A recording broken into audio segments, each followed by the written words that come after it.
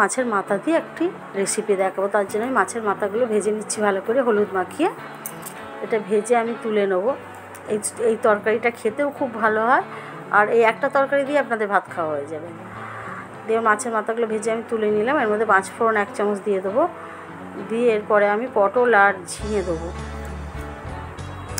পটল আর ঝিঙেটা দিয়ে আমি ভালো করে একটু নাড়াচাড়া করে নেবো। এবারে আলুগুলোও দিয়ে দেবো।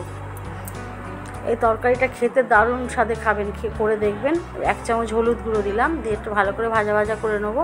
এরপরে আমি বেগুন দেবো। বেগুনটা দিয়ে আবার একটু নাড়াচাড়া করে নিয়ে এরপরে কুমড়ো দেবো। একটু নাড়াচাড়া করে নেবো। করে নিয়ে এর মধ্যে আমি স্বাদ অনুসারে নুন দেবো, আর 2 কাঁচা লঙ্কা চেরা আমি এর মধ্যে দিয়ে দেবো। এটা খেতে কিন্তু খুব ভালো হয়। একটা তরকারি দিয়ে আপনার ভাত খেয়ে নেবে। 1 চামচ দিলাম শুকনো লঙ্কার গুঁড়ো। এর মধ্যে কিন্তু কোনো সেইভাবে মশলা নেই। দেখুন, মশলা দেবো না আমি খুব একটা বেশি।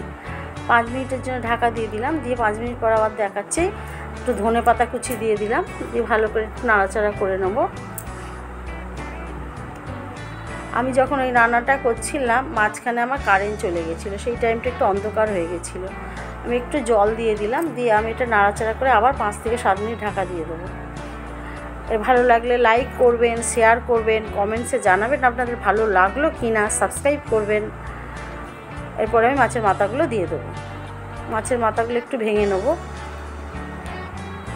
প্রায় হয়েই এসছে তরকারি। 1 চামচ চিনি দেবো। দিয়ে ভালো করে এটাকে নাড়াচাড়া করে নামিয়ে সার্ভ করে দেবো।